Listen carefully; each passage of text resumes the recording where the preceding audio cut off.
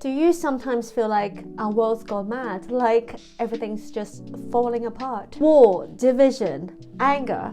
And sometimes I find myself thinking, what kind of future are we handing over to our children? But actually, what if there is hope and that it starts right here at home? Hi everyone, it's Kayi here. If you're meeting me for the first time, I am a professional translator and a UK-based mum raising two trilingual children, and this channel is all about supporting multilingual families around the world. But today's video is a little different. It's not a how-to video, it's not a list of tips. It's just a message from the heart. Something I've been thinking about since visiting my high school in London last week, where I had the chance to speak to a group of amazing students in their late teens. They were bright, thoughtful, full of energy, but most of all, they were open to big ideas, open to difference, open to the world. These young people asked me about my career as a translator, about studying languages at uni. They have big dreams of living abroad, teaching abroad, working abroad. They are curious about the world, about other cultures. Their future is teeming with hope and possibility. And I don't know what it was, but after speaking to them, I walked away feeling a kind of joyful hope and optimism that I haven't felt for a while. These young people haven't been jaded by the world yet. They haven't succumbed to the cynicism that pervades our world right now. It was just so refreshing because, well, I'm sure that I can't be the only one who's been feeling like the world has gone a bit mad in the last few years. Everywhere you look, it's just negativity galore. Wars, divisions, riots, political drama, natural disasters. The list of doom and gloom just goes on and on. I try to avoid reading the news these days because honestly, the negativity just gets too much. Many people like me have become a bit apathetic to it all. Many others have become cynical. And honestly, who can blame them? How can you not feel cynical in a world like this? But my encounter with these fresh-faced high school students last week gave me hope, a different perspective. The boys and girls I spoke to aren't that much older than my own children. In 10 years' time, my kids and their cohort will be choosing their careers and making big life decisions. My encounter with these students really made me realize that the future of our world will be shaped by the next generation. In other words, the children of today. Your children, my children. On one hand, it's made me feel a deep sense of responsibility as a parent, but on the other, it's also given me a renewed sense of hope. And then something else clicked in my head. The experience reminded me exactly why I do what I do, I suppose. Why I make these videos, why we have stuck to raising our children to be trilingual despite all the challenges along the way, and why what you are doing, raising bilingual or multilingual children, matters more than ever. Because here's the thing, changing the world can start at home, with how we raise our kids. My experience at my high school last week made me see that by raising our children to be multilingual, we're not just raising human beings who can speak multiple languages, although that is, of course, super valuable in its own right. But beyond that, we are raising the bridge builders of the future. And that's the message I want to get across today. I think a lot of us parents, when we first set out on this journey, we start with practical goals. Things like, oh, I want my children to be able to speak their grandparents' language. I want them to be fluent in English and Spanish.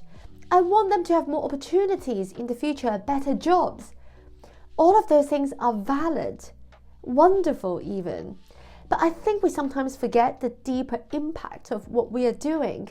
Even I, someone who spends so much time talking about multilingual parenting, hadn't really reflected on this part of it. So let's remind ourselves of this.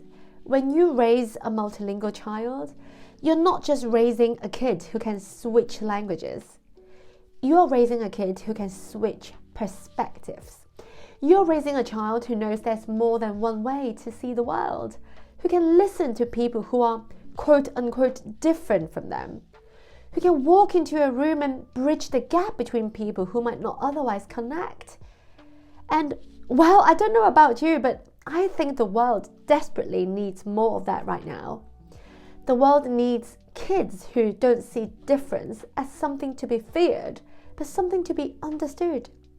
The world needs adults who have grown up learning that we can relate to people who are different from us with empathy and understanding. And that's what language does. That's why I love languages so much. It connects us, it builds bridges and breaks down barriers. I made a previous video about my encounter with a neurodivergent polyglot in his 80s who shared his insights about language learning with me as someone who went through the Second World War. And it's the same theme all over again. Speaking another language helps break down barriers. It helps you see what unites us as a species rather than what divides us. And look, I'm not saying that if your child becomes bilingual or multilingual, they're going to win the Nobel Peace Prize. No, of course not. But what I'm saying is this: every little effort we make actually matters. Speaking to your child in your language, reading storybooks with them, singing lullabies to your baby, talking to your child about the history and traditions of their grandparents. All these things we do are laying the foundations for something bigger. All these little actions will have ripple effects that we cannot foresee now, but will hopefully make our world a less divided and more united place. So if you've been feeling a bit discouraged lately, maybe your child's refusing to speak the target language, or maybe you're not seeing the results you hoped for, please let this video be a little reminder. What you are doing matters and is so worth it for your child and for all of us. Some people say that AI makes language learning obsolete, but these people have missed the point, in my opinion. Language is not just about words, it's about human connection, and the world needs that more than ever before. We need more bridge builders, and you are raising one right now, so keep going. And thank you genuinely for being part of this community. I've now hit 900 subscribers, which I know doesn't sound like a lot, but it's taken me a long time to even get here. And I'm now on my way to my 1K goal. Thank you to all of you who have made this possible. Before I wrap up, I just wanted to let you know that this will be my last video for a couple of weeks. I'm taking a short break over Easter to rest, recharge, and spend some special time with my family because I value nothing more in life than spending time with my family, honestly. I hope you get to do the same. Whatever your traditions, I hope the next couple of weeks bring you joy, connection, and lots of meaningful moments with your loved ones. And one last thing, I'm hosting a free virtual meetup on Thursday the 24th of April, 11 a.m. UK time. It's just a chance to connect with other multilingual families, ask me some questions, and just chat. If you're subscribed to my newsletter, you have already received an invitation.